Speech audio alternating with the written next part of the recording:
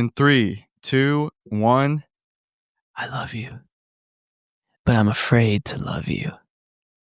I love you, but I'm afraid to welcome you all to the Wannabe Artist Podcast.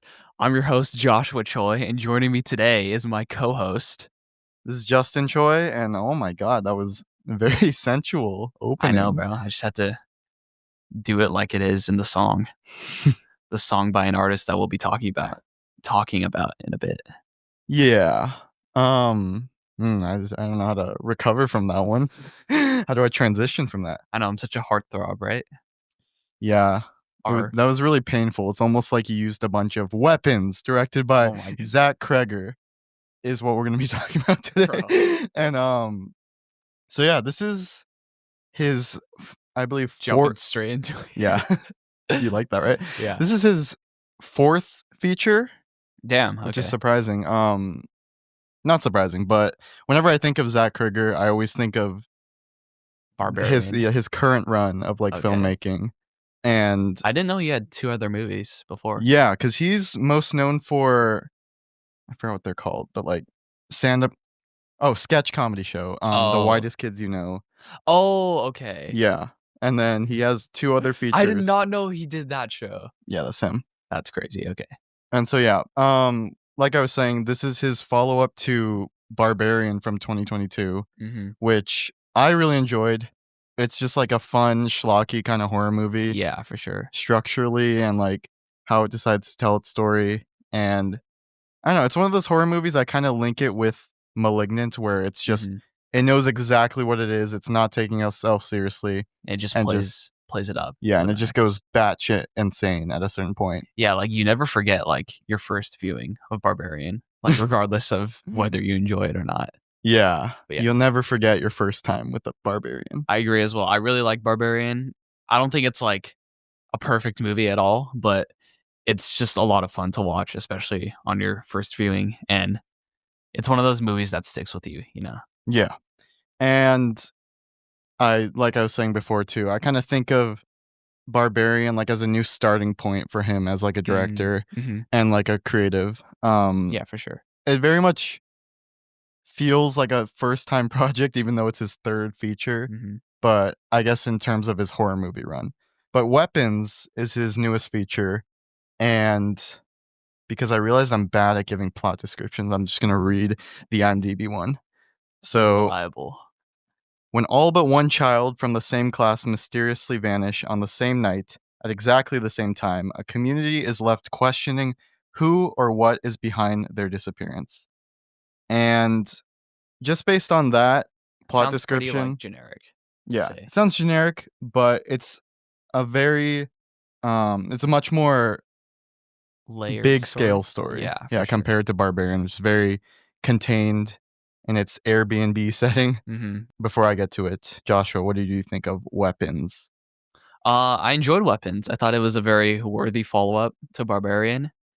I think what it did really well was sort of like maintain and like develop like Zach Cregger's style, whilst also feeling like its own thing. You know, it doesn't just feel like he's doing Barbarian again, but he's actually like progressing. But it still maintains like the charm that Barbarian had and sort of the appeal that movie had. No, I definitely agree. It feels like this is like the natural progression in terms of his horror filmmaking. And I was alluding to this, but Barbarian, there's almost like a student movie like quality to it. And I've said this to Joshua, like some of the movie does not feel like real. Like you can see the kind of like, I wouldn't say phony. They're faking. Yeah. You can tell they're playing pretend. I'm not trying to like bash on the movie, but you can see the phony kind of quality. Okay. It feels a little, it feels scrappy. I definitely believe you. It's been a while since I've seen Barbarian, and I don't think I was like as active of a film watcher to like notice that kind of stuff. I'd probably notice it now. I'd say, the better word for it is scrappy. You can see like a crew like kind of rummaging together to like make this movie, which is not present at all with Weapons. It feels like a very professionally presented, directed movie. Really, really sleek. It is very sleek. Yeah. That's interesting. I think I watched Barbarian when I was like a middle schooler. So it's been a long time. 2 years ago? 2 years? Yeah. No, I was bro, No, I that was, just like, 3 graduated. years ago, 2022. Okay, then I was a freshman in high school. So, yeah, I it's was been a losing while. track of time. He's losing it here. Dude, it's going by so fast, I don't even know what day it is. But yeah, okay, we keep getting sidetracked, but Sorry, weapons. Yeah, I think I definitely do have some issues, and it comes with the latter half of the story, but I think Mhm. at least the first hour is super compelling, Oh, yeah, for sure. and that really just comes from the structure of the narrative. It's a nonlinear thing, and you're following a bunch of different characters reacting to this situation. Yeah. I think each character is super compelling and, like, interesting to follow. Yeah, I agree. I feel like the fact that we get to see it from so many people's, like, perspectives, it really, like, makes the mystery, like, more and more compelling as the film goes on. Because like, all these people have, like, the same goal in mind, which is, like, to find these kids and to, like, find the answers, but they all also have, like, different motivations and Yeah, different sort of, like, places where they stand and on fit the into whole the thing. story. Yeah, for sure. Yeah, because a big problem with these, like, anthology kind of intertwined stories is that most often than not, there's a few stories that weigh down the rest of them, Mhm. but I didn't feel like that significant weight with any of these stories. Like, I was super engaged with Oh, each yeah, one, for sure. and it's fun, realizing that you're jumping to another character. Yeah, because I think these characters are just pretty, like, well written too, Yeah. especially for, like, horror movie standards. But, like, even, like, for, like, regular movie standards, these are pretty well written characters, so it's always fun to, like, sort of switch perspectives and see. And I feel like the way the stories sort of, like, line up with each other and how it works chronologically, like, the movie is structured in, like, a really fun way for, like, most of, like, the first, like, 2/3, Oh, yeah. I would say. Because Barbarian is also a very unconventional structure movie, but it doesn't feel as warranted as Weapons, which has, like, a very clear goal in mind to, like, tell, a story of how these specific individuals are being affected by Mhm. this tragedy of the kids being Yeah, for sure. gone. It also just doesn't feel as jarring Mhm. Yeah. as Barbarian, which I is kind of the point of the way the story is told in Barbarian. Yeah, but it's a hard tone switch in that movie, Yeah. and that's another thing. I think the dark comedy here feels more appropriate, and it works It so much better. yeah, it just feels more, like, well integrated into, like, the horror elements. Mhm. But that's another thing about this movie, I do really enjoy when the movie tries to be scary because honestly, it's like, it works. Yeah, I wouldn't like, it takes a lot to scare me at this point just because I watch so many horror movies like a weirdo. Yeah, But I was definitely creeped out by yeah. many moments, and, um I mean, okay, I guess I shouldn't say scary yeah. because I'm kind of on the same boat as you. It's more just like there were many like tense moments, like Yeah, really well earned moments of tension. and yeah, it's in the marketing, so I don't feel bad about saying this, but there are certain possessed figures and people in this movie, and the facial expressions and, like, their mannerisms are terrifying, and, like, a certain guy and his face will always stick with me following Yeah, this movie. some creepy pasta shit. No, seriously. Smile dog, ah. Yeah. Yeah, I liked all of the performances. I think this is a really solid cast. For sure. I guess I could bring this up now. Do you know who was originally supposed to lead this movie? This came out recently. No, who? Our boy of the summer, Pedro Pascal. No way. Was Yeah. he gonna play Josh Brolin's role? Yep. Damn. And then it was affected by the writer's strike, so Okay. he had to drop out, and basically the entire rest of the cast was, like, restructured except for Austin Abrams, who plays Mm, James, the drug addict. yeah, yeah. Damn, that's interesting. Honestly, I couldn't see Pedro Pascal in this role. I feel like Josh Brolin does a really good job. With the original vision, I'm sure he would have done a good job, but let's get some other actors in there for a True, yeah. change. Yeah. We've had a lot of him this year. Yeah, we don't need any more Pedro Yeah. this summer. But yeah, Josh Brolin, I think, might be my favorite character. Like, I think his role is just super interesting. He's this dad who's just his life has just turned into trying to find out what happened to his son. And you see glimpses of him and his life just, like, falling apart because this is his one goal right now. Mhm. And I feel like the concerned crazy dad could be such a boring role, but I think Yeah. he just elevates it so much. I think he brings a lot of, like, sensitivity to the role. Yeah. Like, he's able to, like, show that aspect of it while still making, like, the anger you'd expect. Like, still makes that, like, impactful, you know? Yeah, and then I say close second for character is the one I just mentioned, James, Mhm. played by Austin Abrams.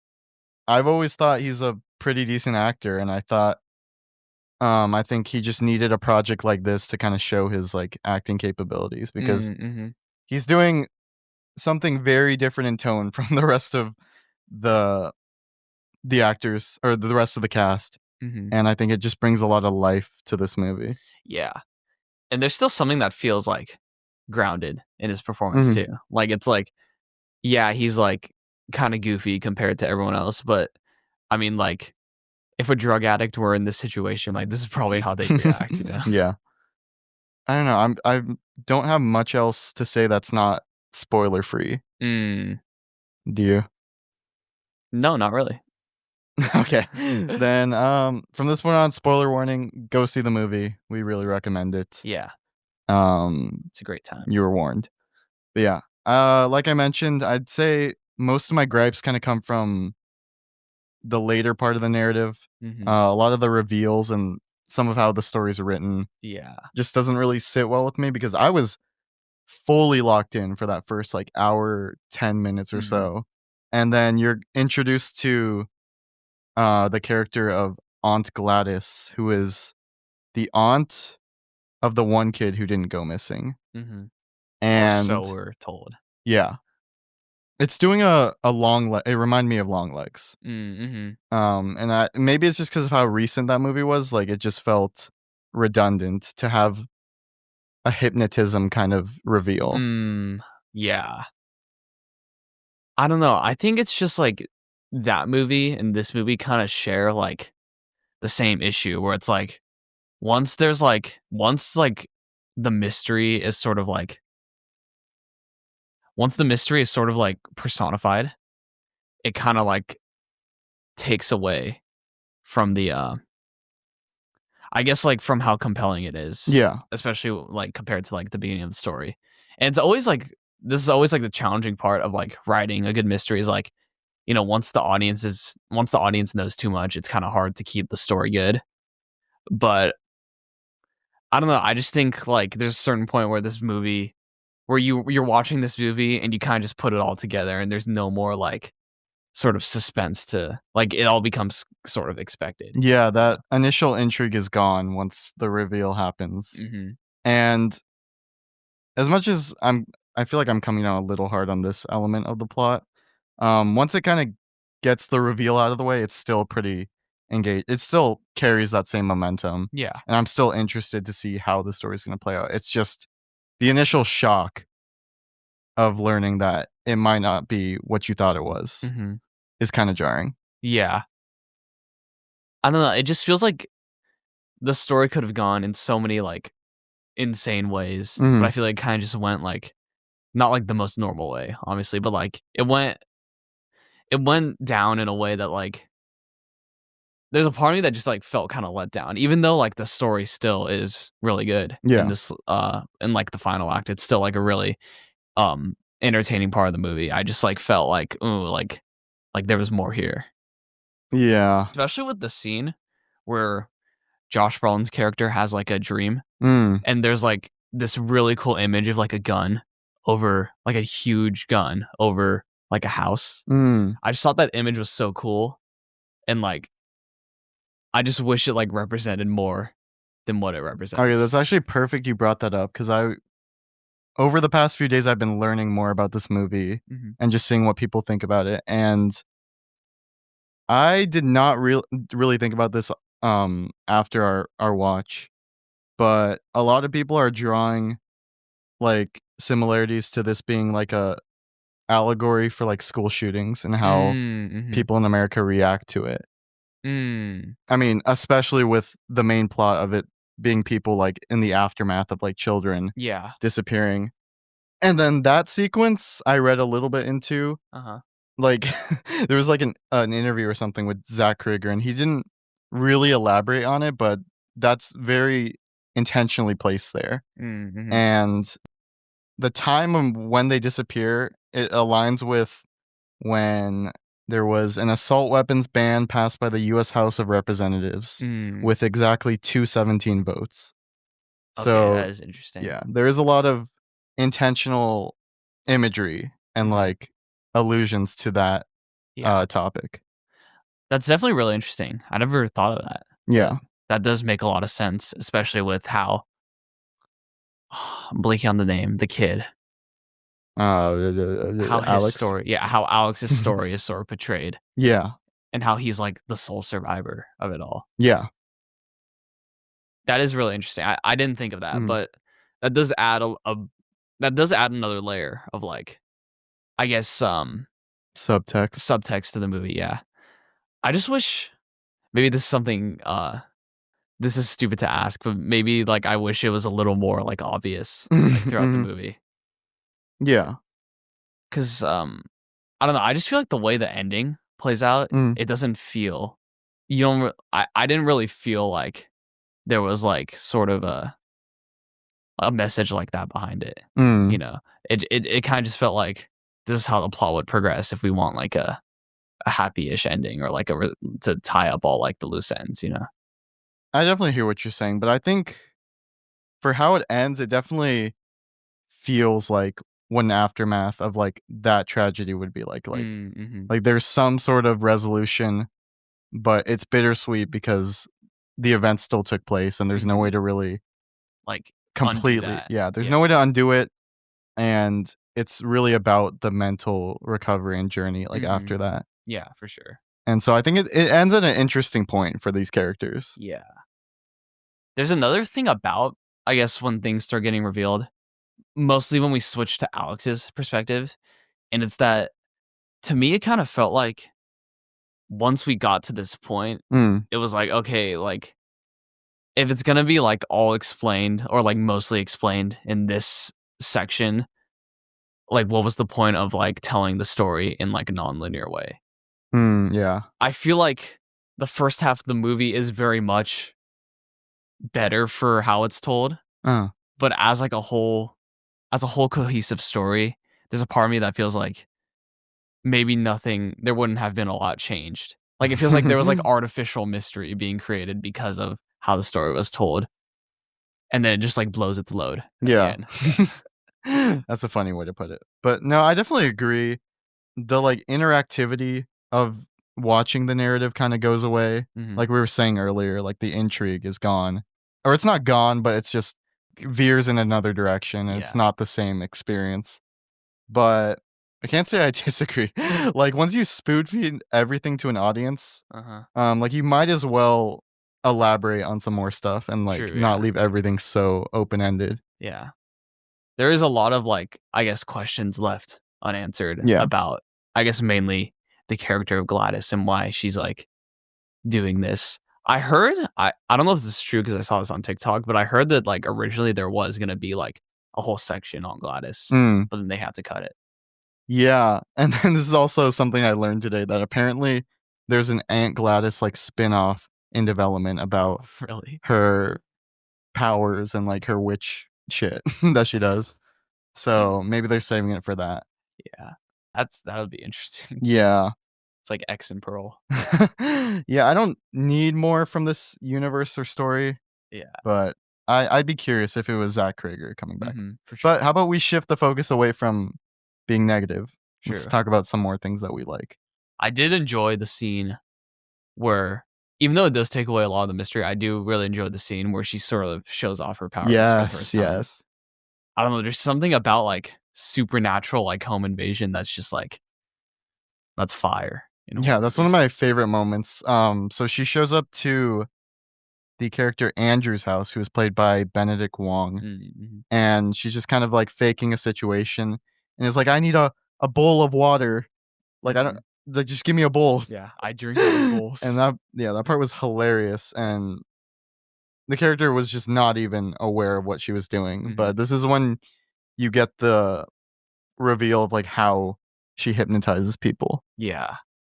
And it's like interesting because like there's been like little seeds planted like throughout the movie so far of like like how like there's a scene where she cuts forgot her name, the main character's hair while she's sleeping in the car. You ask yourself like why she's doing Justine. that. Yeah, Justine. And then you get that answered here and you see how it like plays into the ritual. I just think like how sort of brutal the scene is while she's like so like nonchalant about it and she's like very silly in her demeanor. I thought that was a really fun moment. Yeah, and this is where you see like the possession for the first time on screen. Mm-hmm. And it leads into a very brutal kill where Andrew bashes his head into his boyfriend's head. And I thought that was really effective too, like them establishing that relationship just Mm-hmm. for him to completely destroy this guy. I thought it Yeah. was funny. Gave him Yeah. head. Okay. Sorry, I had to do that one. Bro, I know you're thinking of that one. No, that actually came up like I came up with that on the fly. Oh, really? Yeah. I'm a master of improv. Come Anyway, though, the terrifying thing that I was alluding to earlier comes in with this character and how he looks after the face bashing, because he just has this horrifying glazed eye look where he just looks absolutely demented, and that image is just gonna stick with me Yeah. for a long time. Like it's like kind of funny, but at the same time, it's like so scary. It's like, It's like if you saw that thing, you would run away. yeah, imagine that chasing you. Like, Yeah. I feel like the way it's portrayed in the movie is like the most like terrifying way. Mm. Like, just like imagine just being like chased by that like relentlessly. Yeah, that's another one of my favorite scenes is when Justin gets chased by her, Yeah.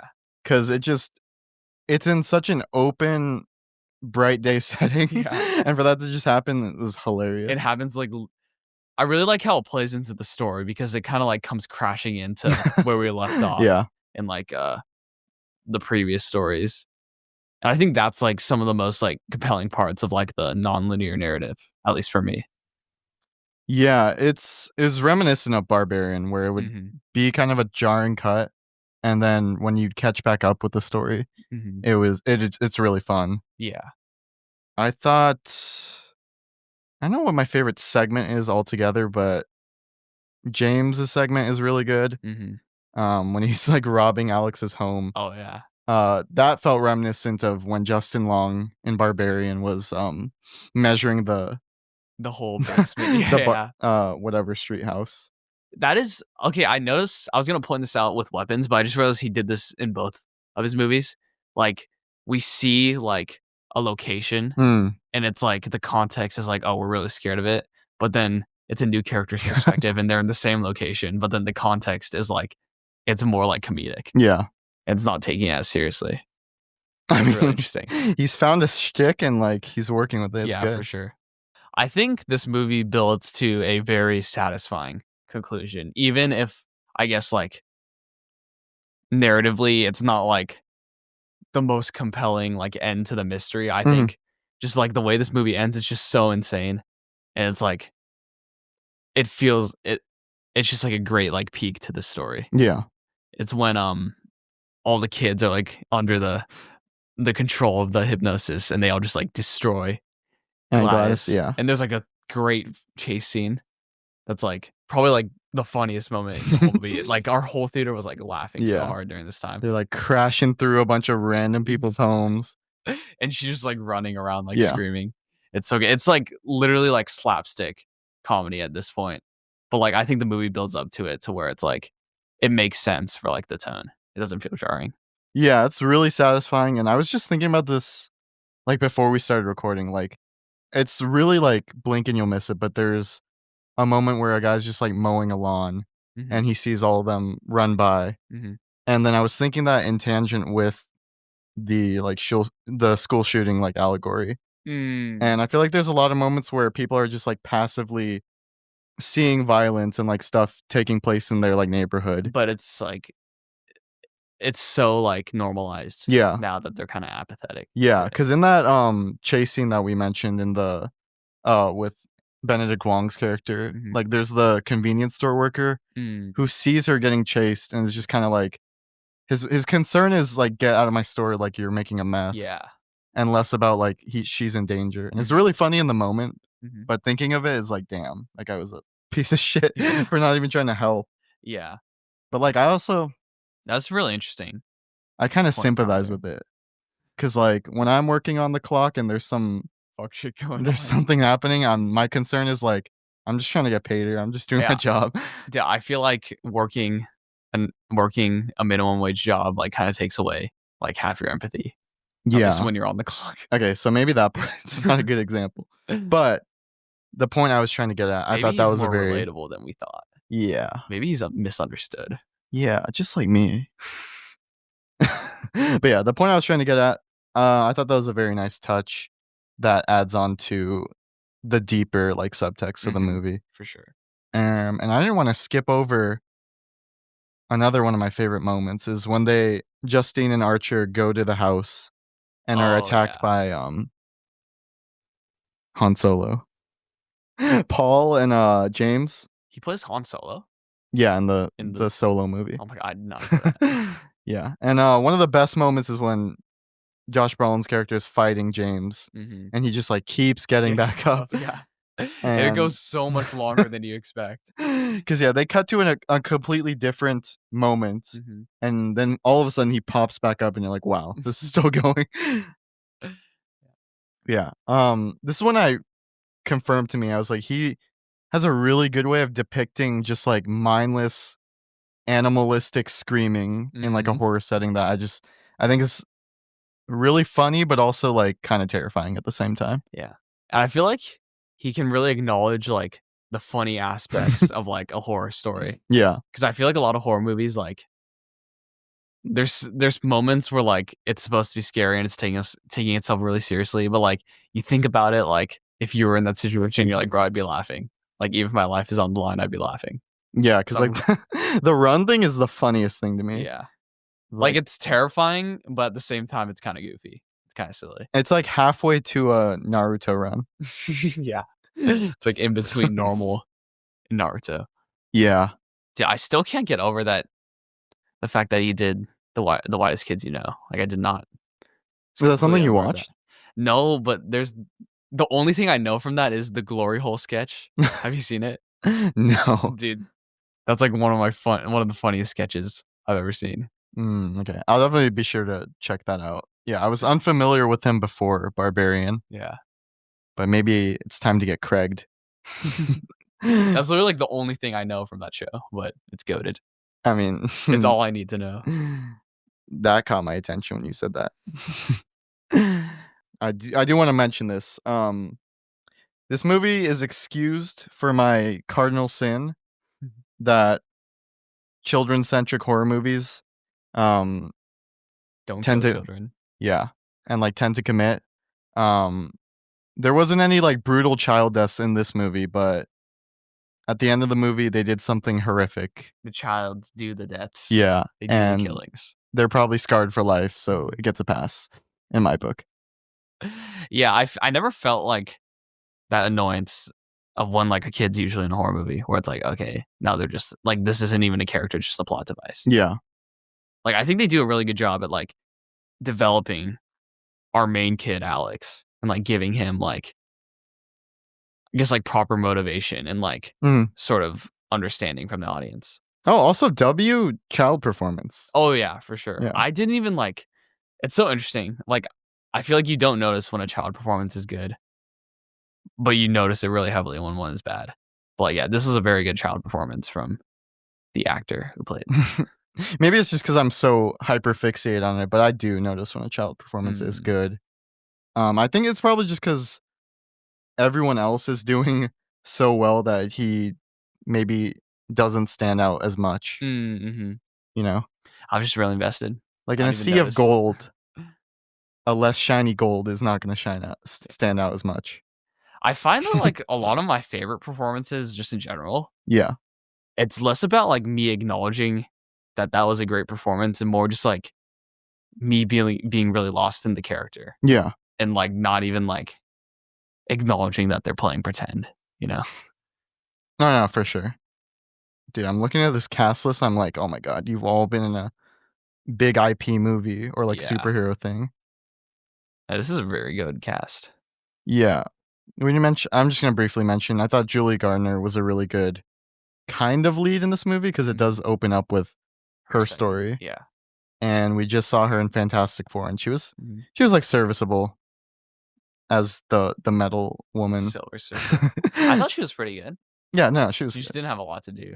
Yeah, but yeah, she's given a lot more to work with here, and I think her character is probably the most like flawed. Yeah, that was really interesting. I was like kind of like worried that her character was just going to be like sympathetic, like caught up in this like messed up situation. My kids are gone. Yeah, but no, I'm glad that they actually gave her like real traits outside of that. That she was like she had her own story. Yeah, she got some layers.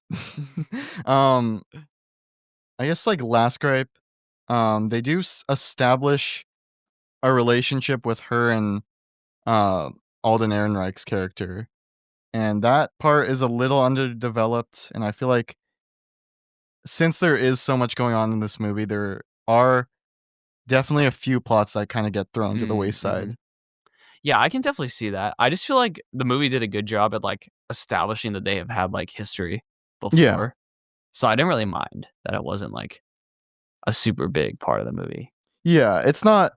It just makes it so that when he dies, it's not as impactful as maybe the movie wants it to be. Oh yeah, for sure. It's not like weighing down the movie a ton for me.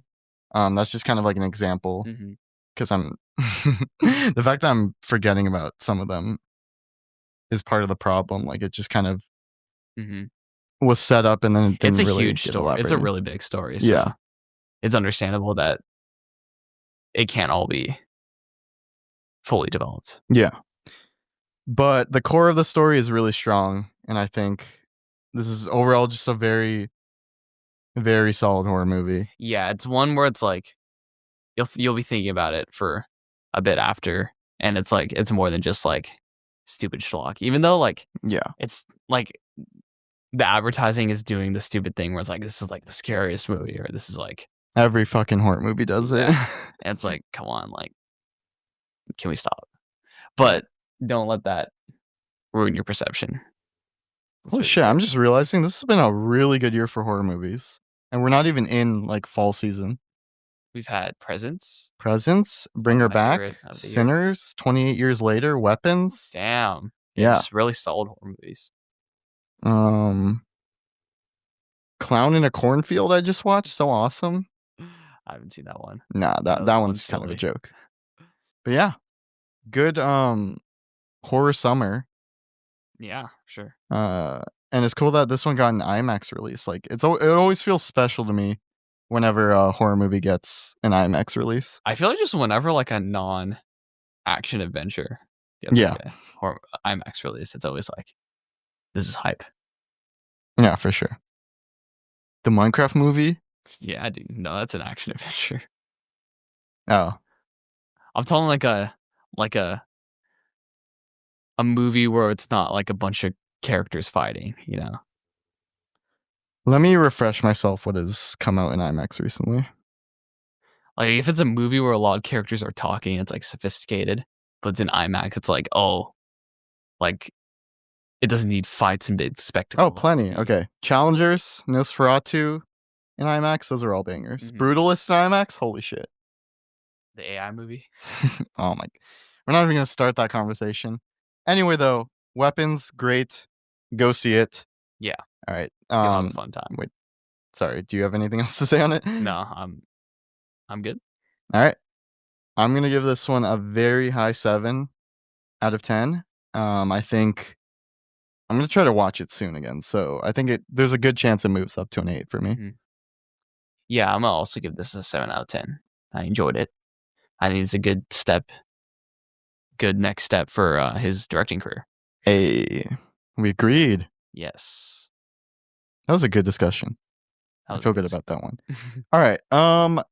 We also saw another movie this past week. We did. Which we're going to talk about in just a second. And we are back to talk about another movie we saw. But before we do that, I forgot to mention this when we were talking about Weapons. But Zach Cregger is lined up to do a Resident Evil movie next year. Do you have any thoughts on that? Oh, interesting. I haven't played any Resident Evil games, so I don't really have anything to say. Okay. I brought this up more because I just wanted to say something on it. Yeah. I'm a big Resident Evil fan. Mhm. It's definitely one of my favorite game series. I love Resident Evil 4 and the remake, Mhm. and it's a very cursed property when it comes to film adaptations, but I'm curious to see what Zach Cregger is gonna Yeah. do with it. It's an interesting director choice for Yeah, sure. because I mean, we just talked about zombie movies last episode, but Mhm. Resident Evil feels very fresh and, like, not unlike a lot of zombie properties, so I feel like Yeah. with that and also Zach Cregger's direction, I feel like something interesting could come out, Yeah, for sure. and Austin Abrams is also starring in that one. Oh, sick. Yeah.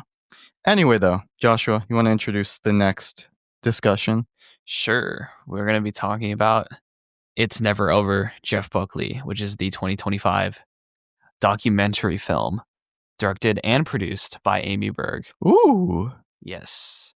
And I mean this movie is exactly what you'd expect. It's just a documentary on the life of Jeff Buckley and sort of yeah, it's just about his life. I was going to say it's about the impact his music had. And I guess it is about that at certain points, but honestly this what this movie's mainly about and why I loved it so much is because it's just about him and only him. Yeah, celebrating everything he did, Mhm. and Not just as an artist, but as a person. yeah, and, like, how his legacy's carried forward, you know? For sure. Yeah, I was so this is my second time watching it with Joshua. I Mhm. was really excited to show him this one because I saw this back at Sundance in January, Mhm. and, like, I don't wanna sound too hyperbolic, but it was one of the most profound experiences I've had with a movie in a Mhm. long time, Yeah, and I think it's just been the culmination of how much I've listened to him the past few years and just how yeah, much his music has resonated with me that at that point in time, it just really hit me emotionally. for sure. We're both like huge Jeff Buckley fans. Yeah, you could say. Yeah, one could say. I mean, he's been like so inspirational and influential in like my own songwriting and just the way I view music as a whole. Mhm. And I think, yeah, he's inspired two of my favorite bands. He's inspired Radiohead Hell with yeah. their song "Fake Plastic Trees," which they do talk about in the movie. Oh, sorry, spoilers. And Oh, he has also influenced Coldplay, or at least Coldplay's early work, which is oh, yeah, uh-huh. obviously the song "Shiver." But I just think their whole first album is like just like the instrumental palette of that album is literally just that of Jeff Buckley's grace. So yeah, he has had an impact him as an artist, but also on my other favorite artists, which is why I respect him so much and why he holds such a special place in my heart.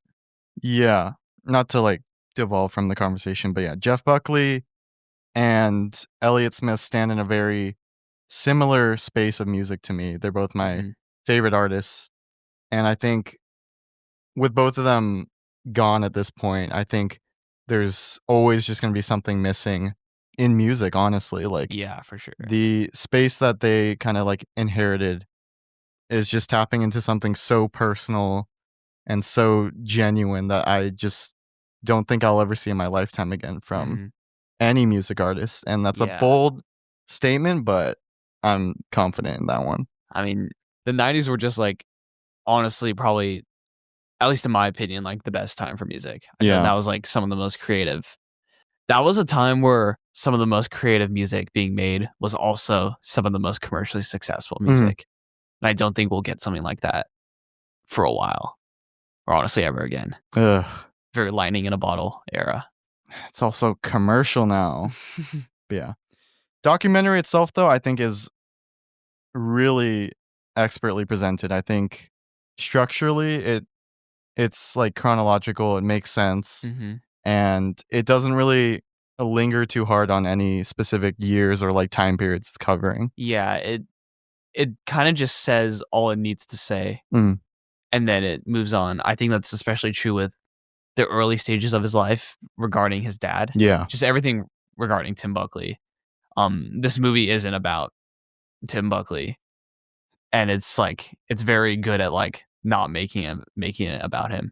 It's sort of only highlighting how he impacted Jeff's life. Yeah, walking into this movie at Sundance, that was my biggest concern is how much they're gonna focus on Tim Buckley and his relationship to his dad, because I went on a little Jeff Buckley binge before I saw the movie, and I watched the 2002 BBC special called, um sorry, I just wanna get the title right. Jeff Buckley, Everybody Wants You, and that was my biggest gripe with that special is that how much it just lingered on talking about Tim Buckley. Yeah. And as such a big Jeff Buckley fan, that just annoys me because he tried so hard in his career to kind of distance himself from that. And it just seems like the media and the public's obsession with this relationship is just so counter to what he wanted with his own life and Yeah. career. And honestly, just disrespectful to how much he did with his own life. Yeah. And how much outside of his relationship with his father, like how much more important that was. Yeah. And it's like, even like the only like film or like biopic we've gotten on him has been, it's literally named after his father instead of him, which is just like. I was also about to bring that up, yeah. This is from 2012. It's called Greetings from Tim Buckley, and it stars Penn Badgley as Jeff Buckley, which is in hindsight, it's a funny casting. Joe Goldberg. But I'm like still of the belief that with a better script and better like vision, that would be a good casting. Yeah. Because he does good in the musical sequences. Yeah, for sure.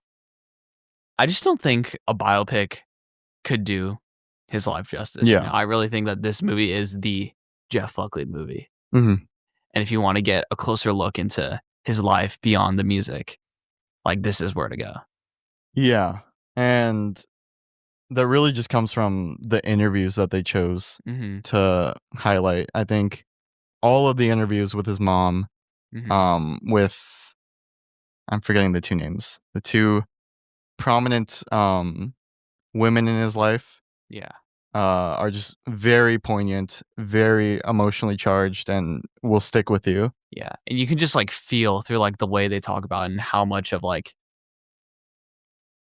just like how beautiful of a soul he was. Yeah. Even if he wasn't perfect all the time, it creates like a very realistic like image of him, whilst also highlighting like what made him so special as an artist and as a person. Yeah, I didn't start thinking about this kind of idea until I was kind of thinking like why Jeff Buckley's music like means so much to me. Like after watching this documentary, the special, and I feel like it taps into the parasocial relationship kind of topic for me. It's just like I've never experienced this until I started listening to Jeff Buckley or Elliott Smith, where I just felt so connected and seen by his music. Yeah.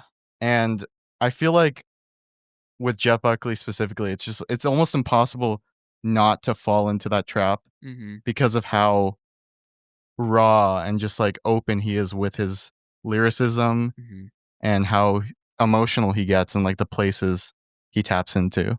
Yeah, he's like just like the sensitivity too is like a really powerful thing. And it's like, it's so interesting that this movie, like when you think of Jeff Buckley, you know, it's kind of just Grace, you know, like Grace is his career. Yeah. But you kind of really see it in perspective of how like that was like just the start.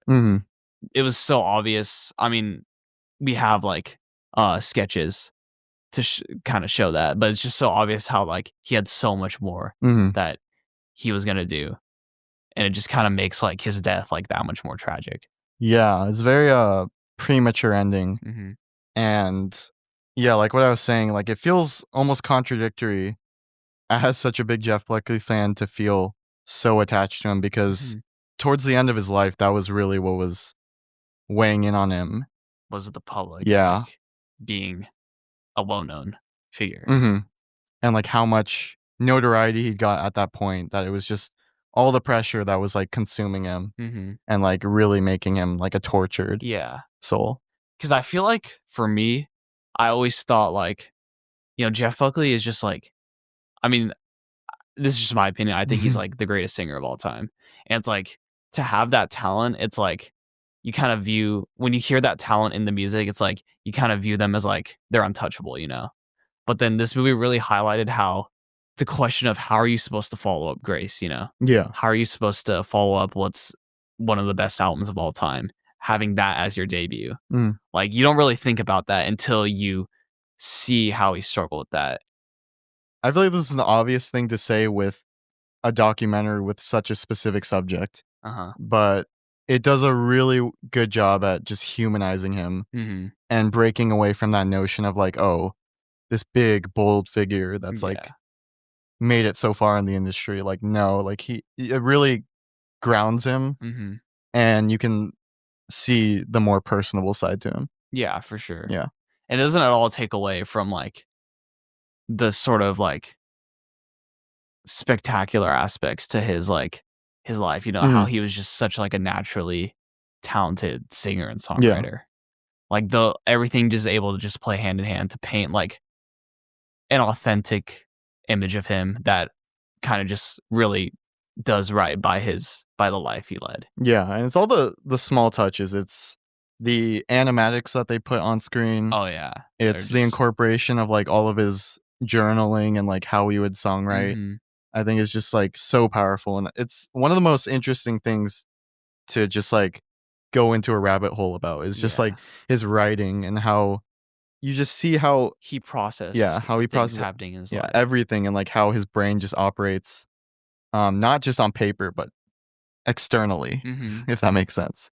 Yeah, it's interesting. I didn't know how much he journaled and Yeah. how much he just wrote. I mean, obviously he's a songwriter, so maybe I should expect that, but, like, it's just crazy, like, I feel like it offered so much more insight, especially when we're in that, like, post-Grace era where he's kind of at his lowest point Mm, mentally and mhm. just seeing, like, what he was going through and the way he's so, like, able to clearly articulate, like, that pain Yeah. is, like it's so, like, it's, like, beautiful in, like, a haunting way, you Mhm, know? It's so, like, poetic and it's so like him, you know, mhm. even if but it's in the context of, you know, such like a bad moment in his life. There's a really good, it almost feels like a like genre, like tone switch Mhm. when you're kind of transitioning into that part of his life is I feel like the documentary up to that point is very celebratory and, like, Mhm. happy, kinda lighthearted Yeah. while still being kinda, like, melancholic, Mhm. but then it hits a real point of, like, being grounded and, like, back into reality, like, "Oh, Mhm. this is what's behind all Yeah. the glory." This is a life. This is a Yeah. human life, you know, it's not just rock star living. Mhm. Yeah, for sure.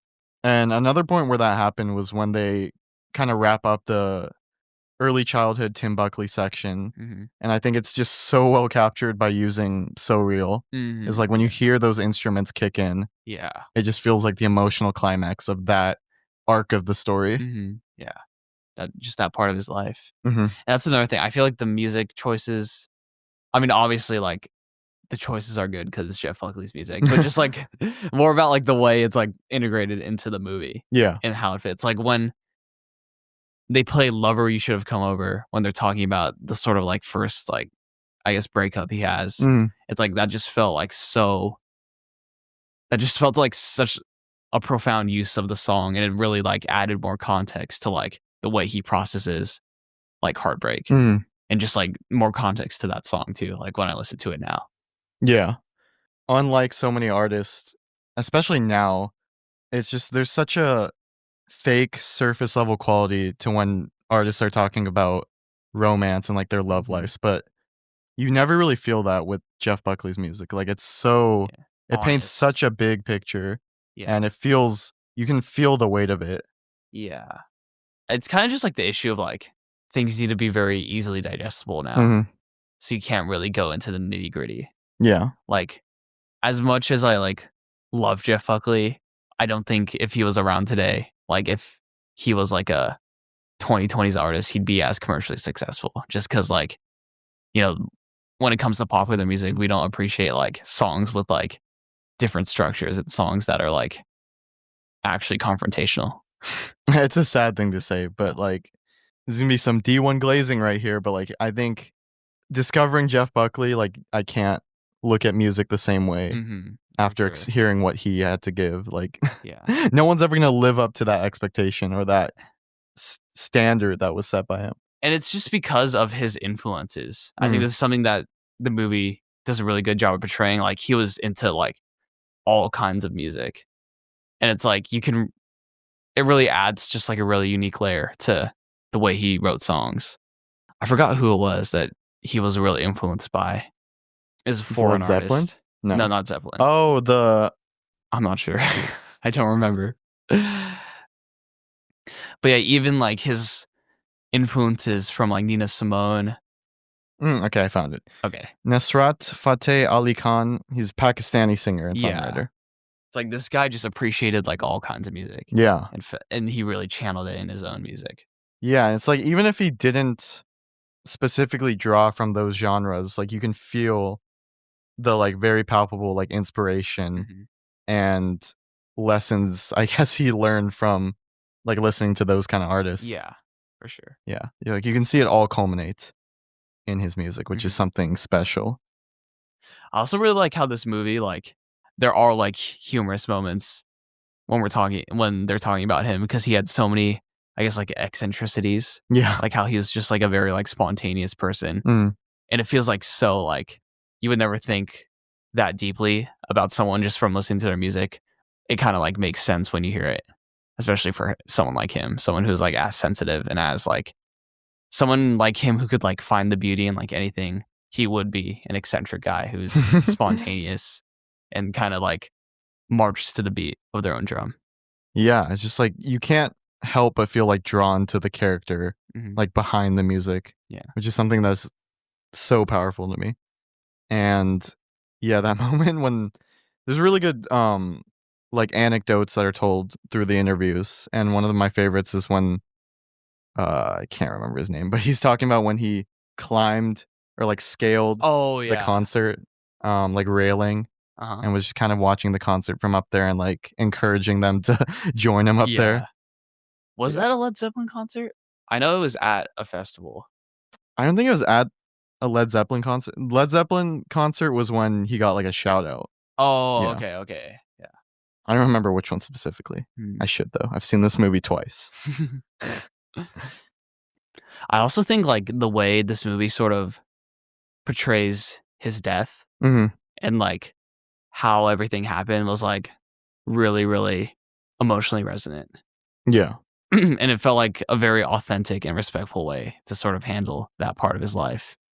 And it just feels like extra sad because like when it comes to like where he was mentally, it seemed like he was on his way out of like the downward spiral that he was on after the Grace album and touring for Grace.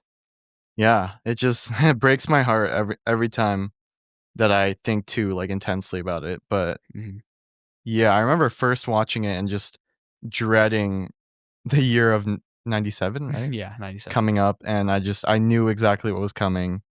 And yeah, it's just such a heartbreaker to see that like him finally reach a place where he might be coming back to pre or like during the release of Grace. Yeah.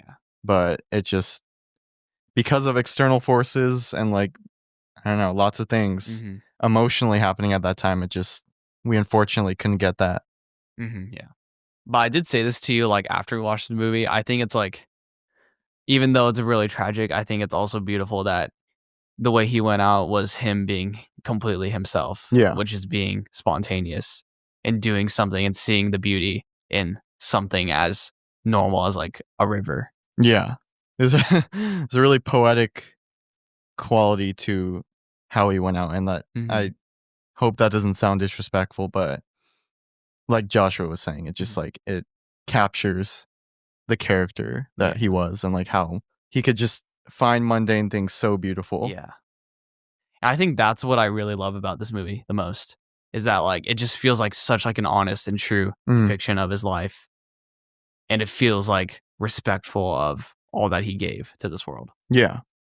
And it wasn't a compilation of a bunch of like like artists like glazing his music. It was about him. Yeah, like the BBC special, very extended segments of Brad Pitt just talking about Jeff Buckley. And I don't like need you to mansplain to me why his music is good. Like, I know. yeah. Like we get it. It's cool that he's influenced and like impacted so many prominent artists of our generation, but like We know that. Like, that goes without yeah. saying, you know? This movie does touch on that, but I think it focuses on it, like, the perfect amount to where Yeah. you get the idea. But ultimately, it's about, his life and how that more so how that affected him Mhm. rather than yeah. It's about he affect how the fact that he affected people a lot affected him. Dude, bars. Dude, this Just real shit. Like, if your movie can get me to cry more than once, like, you mhm. get points. Oh, yeah, for And, sure. my first viewing, I cried at least 3 or 4 times. Thought I was staying strong this time. I was, like, a little teary-eyed through Yeah. most of it, but I think the final moment with his mom listening to the last, voice message that or voicemail that he ever sent to her is Mhm. just absolutely heartbreaking, Yeah. and you can just feel the pain that she's experiencing, like, Yeah. holding on to this. Mhm. But it's also just, like, a great thing that he was so, like, loving in Mhm. that message, and it was, just so again, like, perfectly representative of who he was. Yeah. And, yeah, I was a mess at the end of this movie. I don't think I've, like, cried that hard to a movie in a Mm. long time. And I could feel just, like, the energy in the theater too, like, everyone was sort of sharing this moment emotion together. Like, the whole mood just felt, like, unanimous with everyone else in the theater, which I thought was really beautiful. Yeah, and I can't really detach my 2 theater experiences with this movie from the actual movie Mhm. because I feel like both times I've been in an audience where or at least it felt like everyone was there with the goal of, like, celebrating Jeff Buckley and, like, Mhm. viewing this as Jeff Buckley fans, and I feel Yeah. like I just don't feel that in other viewing experiences I have, Mhm. Yeah. but to feel that, like, tangible energy with a crowd is, like, something special to me. Yeah, for sure. God, and this isn't, I guess, like, part of the movie, but it did end with a live performance, like a Oh, sort of yeah. acoustic live performance. I thought that was just, like, the perfect way to end it. Like, to just see we can talk about it as much as we want, we can tell the story as much as we want, Mhm. but to just see him in action and him doing what he loved most was, like I think that to me was, like, the most powerful part, just in with the context of, Yeah. the whole life he led. The heights and, like, how far he can push his vocals are just, like, unreal to me, Yeah. and it's moments like that when I feel confident saying that there aren't gonna be vocal talents that there aren't gonna be more vocal talents that ever reach the heights that he was able to. Yeah, because he's like a singer where it's like you don't even think about, like, the technical ability. You're just like, he can do anything. Yeah. And he can do anything with his voice. Like, people talk about, like, singers' voices being an instrument, but, like, I feel like he is that. Like, his voice, like, transcends just being, a method of the way we communicate, but just, like, being an instrument, being something Yeah. so musical. He has, like, an unhuman quality where it's just taking breaths and, like, strains on his voice are just, like, not a concept to Yeah, him. they're not they're not Yeah. anything he needs to worry about for sure. But yeah, this, Lover You Shoulda Came Over live performances might be my favorite now. Mm, mhm. It's between that and the one he recorded at the Sony, Yeah. um, whatever that was, the other live Mm, performance, yeah. but this one is just, like, so raw and just, like, powerful, Yeah. and, like, you can just feel the weight of his performance with this one, like, physically. Yeah, really, really solid. I honestly kinda I'm not gonna say prefer, but I think I enjoy this song stripped down, like, Mm, equally to the original. yeah. Because I just think, like, what we have, with the chords and his voice and the melody and the lyrics, like, just that base of it is, like, enough, Mm, to, like, communicate everything he wants to communicate with that song. mhm, It feels like it's enough with just the bare bones. But yeah, I really love this performance too. I think this is my favorite live performance of the mm. song. It's just really, really one of his best vocal performances, and it's a live one, which is insane. Yeah, did we ever discern which song was the one right before it? No, I'm not sure if it was a cover or not. It was a very long song that We're was looking like fake Jeff Buckley fans here. But yeah, the performance right before Lover You Shoulda Came Over is equally as impressive. Like, he goes on for at least a good like 7 minutes, 7, 8 minutes. 6 or 7. Bro. My bad. Always count on you for the zingers. Anyway, yeah, just very raw performance as well. Very extensive. Intense. Yeah, intense, extensive, and just like not a single breath taken. Like, he's just constantly going. And he does Last Goodbye Yeah. before this one too, right? Yeah. Yeah. Also very, very good. Yeah, I think that was just like a really like good like finishing touch to the movie. Just to see his art. Him in his prime. Yeah. Yeah. For sure. Oh, we forgot to mention, but I really like the beginning of this documentary and it kind of going through the early stages of his musical career, like playing in those bars and like social clubs. Yeah.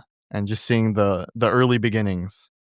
Yeah, you can really feel like the progression of how he got to where he was, how he was able to record his first album. Yeah. The fact that everyone can like remember their first time hearing his voice too. It's like, you know, a big thing about the music industry is like you can be as talented as you want, but at the end of the day, it's like about, that's like just the tip of the iceberg. Yeah. But I feel like he's the rare case where like his talent was so far above anyone else that everyone was willing to kind of just like drop everything and give him what he needed to get in the studio. Oh yeah, just like a create unanimous like praise for him. Yeah. And just like recognition that like this guy is a talent. And it's so unfortunate that the industry now is so based on like who sees you and who discovers you. Yeah. But also at the same time, like we've been saying, like there's not going to be many people who ever reach this level of vocality or like genuine talent. Yeah. So it's kind of hard for that lightning in a bottle kind of thing to happen. Yeah, for sure. Oh, since you brought that up though, I wanted to ask you, I know we talked about this before, but what was your first Jeff Buckley song that you remember listening to? I hope this lines up with what I said last time. I don't remember what I said last. I think no, for me, I definitely heard his Hallelujah. I have to say that like slowly because it's a hard word. I've definitely heard his cover of that Leonard Cohen song. Yeah. Like many times before. It's definitely the most famous rendition of it. But I guess the first time I heard him was Mojo Pin because I just put on Grace and listened to the whole album front to back. And yeah, that's like that's probably my favorite Jeff Buckley song. And that's one of my favorite songs ever. It's like the range emotionally of that song is insane. But I remember I checked him out because of Radiohead, because I was kind of looking, this was like the tail end of like, not the tail end, I guess, no, this is like the middle of like my Radiohead obsession phase. But I gotten to the point where it's like, I need more of this, but I've already exhausted all of the this there is. So I need like something that's close to this. That. Yeah. So I was like, oh, Jeff Buckley, he inspired Fake Plastic Trees. I gotta check it out. Oh. And yeah, that's what led me to the Grace album and hearing Mojo Pin for the first time. Damn, I didn't know that was your favorite track. Yeah. I mean, it changes like all the time. Just as of right now. That's a favorite Jeff Buckley song. Yeah, mine, I'll always remember my first time hearing Jeff Buckley was the song So Real. And I just gotta shout out and thank that beautiful recommendation based algorithm on Spotify. It was just a random day like 3 years ago where I was just listening to same old shit I listened to, and it just, the playlist ended and then I stumbled upon this song. And I remember for a long time I was only listening to that song. And then I was like, oh wait, he probably has more music that I can check out. The tip of the iceberg. Yeah. And I remember actually giving Grace a listen and just feeling the weight of like, wow, like I can realize that this is like a life-changing album. Yeah. And that my music experience is not going to be the same following this.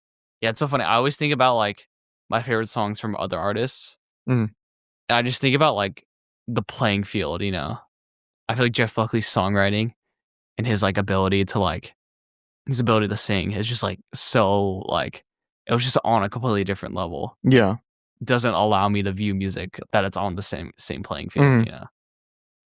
Yeah, and that's just I feel like the rarest Yeah. thing to encounter with Which is a lot to say. any given medium. But I just think, like, dude, his lyrics, obviously, his melodies, his, like, choice of, like, chords Yeah. throughout songs, his, like, riffs, like, he literally just had, like, everything.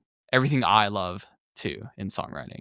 Yeah. And that's why So Real specifically will probably always be my favorite Jeff Buckley song is just because I think this song specifically just shows how varied he is and how many different kind of tones and like different like vocal expressions he can play with. Yeah. Like his vocals are just so out of this world on this one Yeah. specifically. He just like the like ability he has to strain his voice in this song is just crazy Mhm. to me. Yeah. And yeah, that high note he hits with that like builds on itself with each So Real is Mhm. unlike any other stuff that he's put Yeah. out, honestly. For sure, for sure. It's definitely stand out. And, like, that instrumental breakdown too is, like, Mhm. such, like it's so interesting, like, sonically, but Yeah. also emotionally, like, it's so perfect for the song, like, the sort of, like, unsettling nature Yeah. of that of that song. 'Cause yeah, there's always like a weird line he strikes between like melancholic, his version of like being happy. Mhm. And it's never really a dark tone, but I feel like with So Real specifically, it feels like the biggest peek into that side of himself, like Yeah. the kind of nightmarish, Yeah, this unreal part of his mind. yeah, like, the paranoia, Yeah. you know, for sure. But there still is, like, a bit of tenderness to it Yeah. that's present in all his songs, like, especially, like, during the verses, even though they feel like they're creeping in, his Mhm. voice is just so light. It's so, like, angelic. Yeah, especially with Really cool the opening contrast. of the song is where it's kind of like conversational. Yeah. It's one of my favorite openings to his songs. Do we wanna stretch the conversation out from just So Real? Yeah, 'Cause I I feel mean like I could just keep talking about the song, but is there anything else? dude, I mean, All of Grace, it's just, like, a once in a lifetime album Yeah. where, like, every single song is, like, not just great, but, like, life-changing, Mhm. you know? Obviously, Mojo Pin is my favorite. I wanna shout out the title track, Grace. Oh, yeah. I was obsessed with this song for a while. I would, like, only listen to this song. Um, this is probably, like, the biggest showing of this is probably the flashiest showing of, like, everything that makes him great. Yeah. I just really love how intense this song is and how it's able to sort of, like when we talked about this, I had a really good way of putting it, but I forgot. Genre bend? How there's, like, very, like, specific each section is very, like, Distinctive? defined. Yeah, distinctive and Yeah. defined, but it all, like, comes together in a really, like, interesting way. Not Yeah. interesting, in a very, cohesive way. I see what you're saying. Yeah. Like, we have that it's not like a common, like, pop song structure, but Mhm. it still has a very defined structure. And that to me is, like, a really compelling part of, like, a lot of his music. Like, the same thing with Mojo Pin. Like, that song has a very weird structure, but it's also very, um, concrete Yeah. and very solidified. That's just a part of music I love, and something I've taken away from his music is how much song structure matters to me, and that it doesn't have to be, you know, your standard verse, pre-chorus, chorus, verse, pre-chorus, Mm. chorus, bridge. It can be more than that while still maintaining a very, like, solid foundation.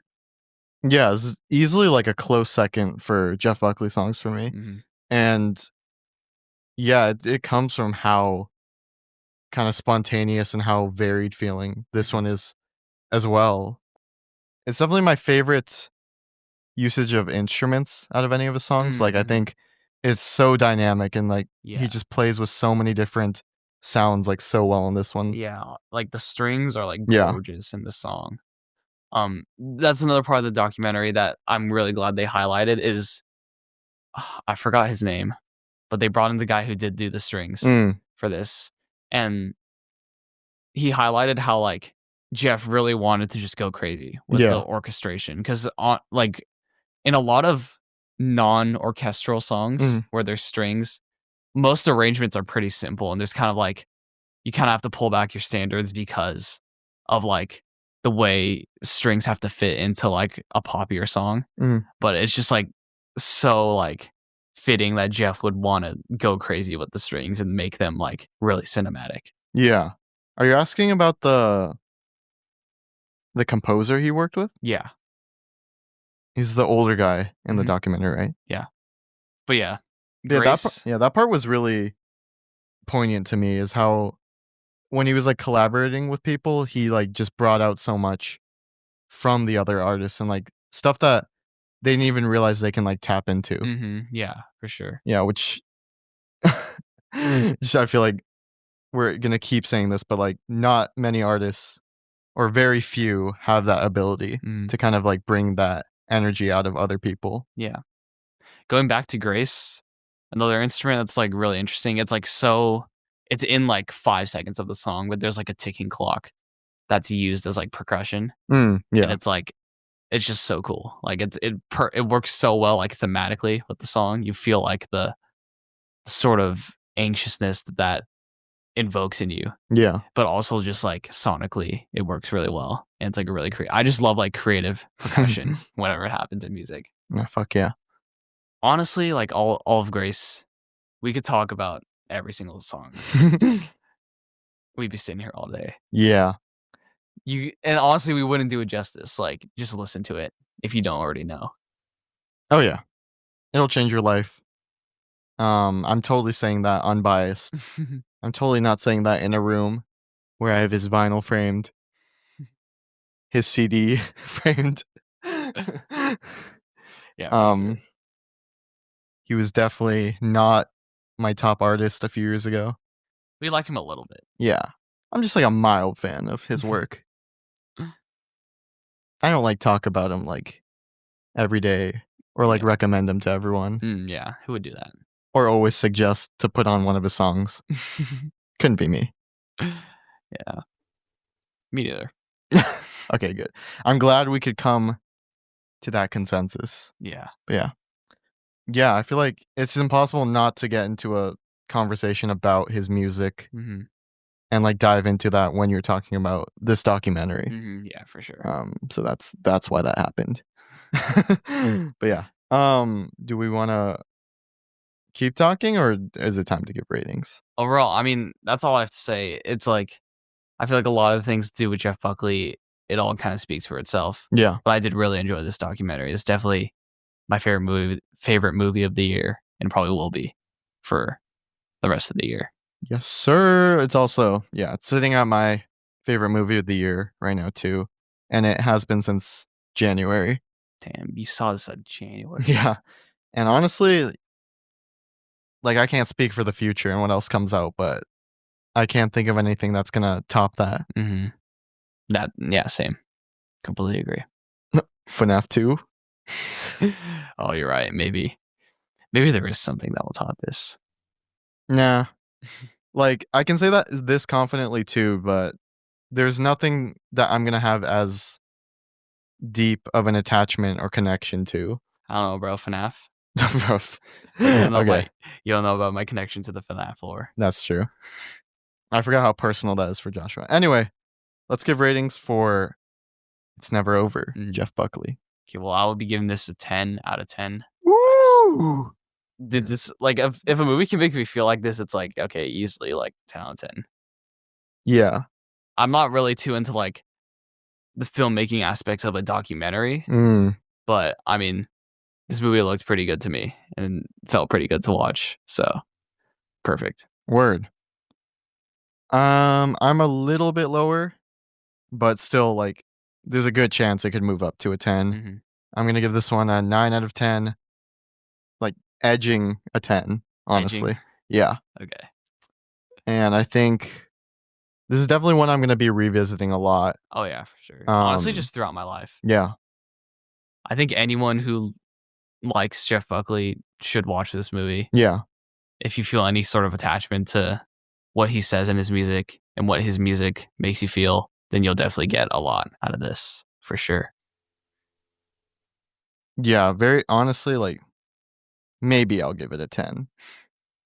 Because I'm sitting here and I'm thinking, there's nothing that I have against this movie. Mm-hmm. There's no like flaw that really is substantive to me or stands out. Yeah. It would just be my greedy nitpicks. Like the only thing that the BBC special has over this documentary is footage with lead singer of Cocktail Twins, Elizabeth Fraser, like highlighting their relationship.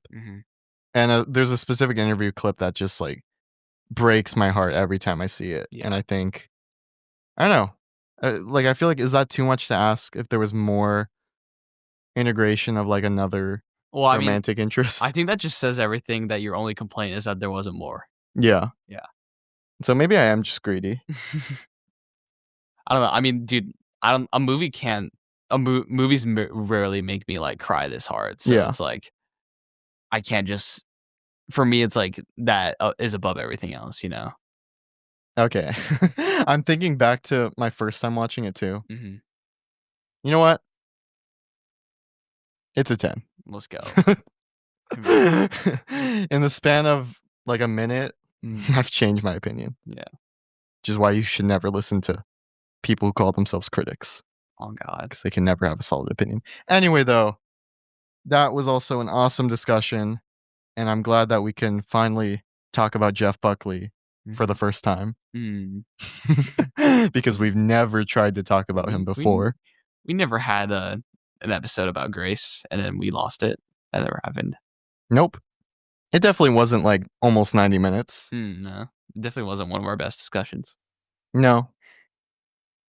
Okay, but like jokes aside, we're cursed when it comes to music. Yeah, we don't have to dive into that part of it, but I still think there was a lot to talk about here. Like it's a new conversation when you're talking about it in context or in conjunction with the documentary. For sure. Yeah. For sure. Oh, I'm just realizing, was that the first documentary we've talked about? That is the first documentary. Yeah. Damn, it's crazy. Wait, I'm cycling through everything. Bro, it probably is. Yeah, we have not talked about documentaries before this. Have we mentioned any? Dude, I don't watch documentaries, so I don't think so. Maybe you have, like, in passing. Yeah, I definitely have. Anyway, though, that was great. I'm glad we could finally have another music-centric discussion. For sure. And no promises exactly when, but hopefully we'll be talking about some more music we've been listening to recently soon. Yeah.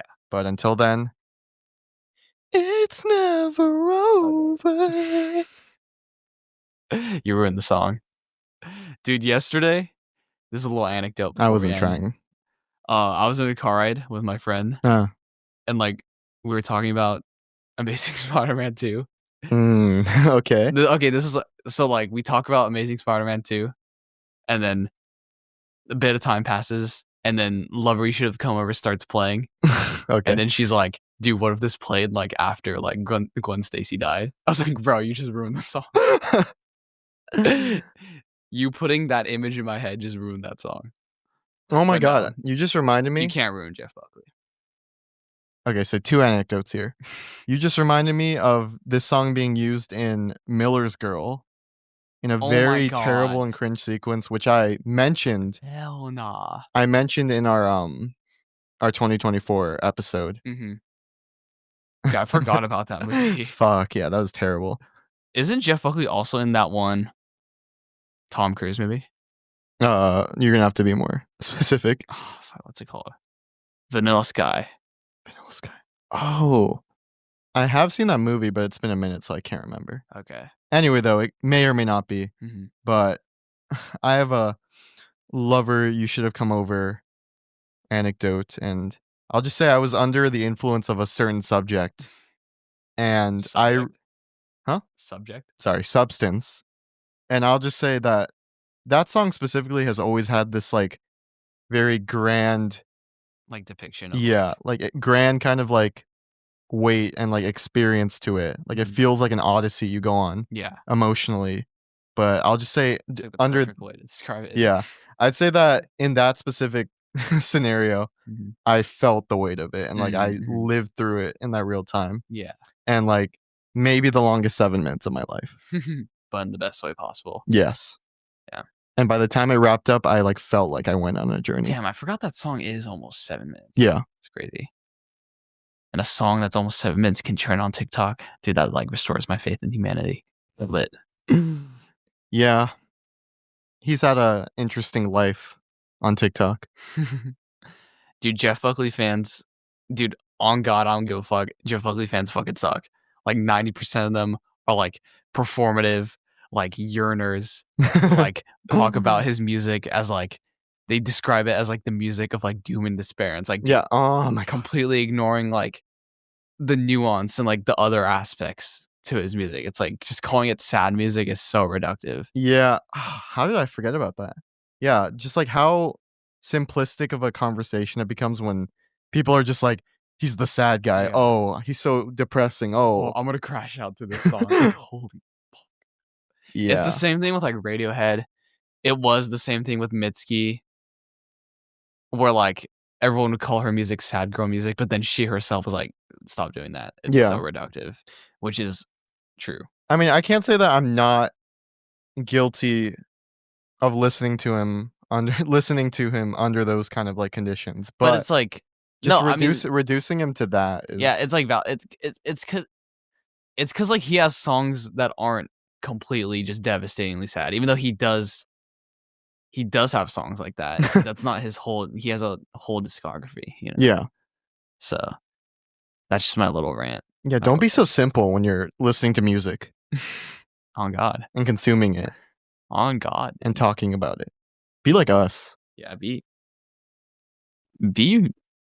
artistic. Yeah, not the other one with the U in it that rhymes with artistic. Okay.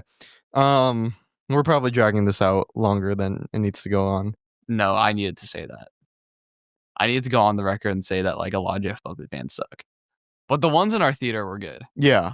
Those were the best Jeff Buckley fans I've ever Yeah, there was no one trying to sing along that you can always respect.